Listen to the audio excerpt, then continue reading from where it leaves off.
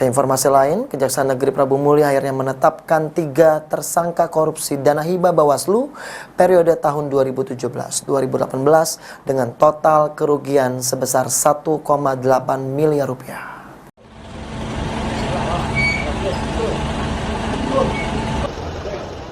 Kasus dugaan penyelewengan dana hibah Pilkada 2017 dan 2018 dengan total nilai anggaran 4 miliar rupiah lebih memasuki babak baru.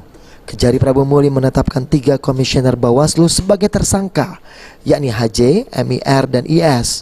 Kepala Kejaksaan Negeri Kota Prabu Muli Roy Riyadi mengatakan penetapan status tersangka 3 komisioner Bawaslu Prabu Muli ini setelah penyidik melakukan serangkaian penyidikan dan gelar perkara.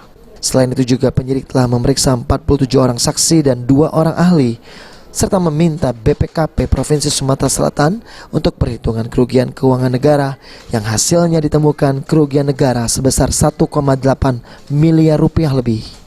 Penyidik menemukan 2 alat bukti yang cukup sehingga menetapkan 3 orang tersangka.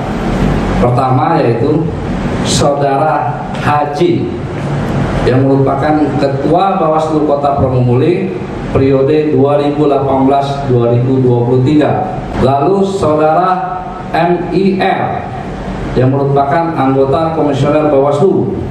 Lalu saudari IS yang merupakan anggota komisioner Bawaslu Kota Prabu Muli periode 2018-2023.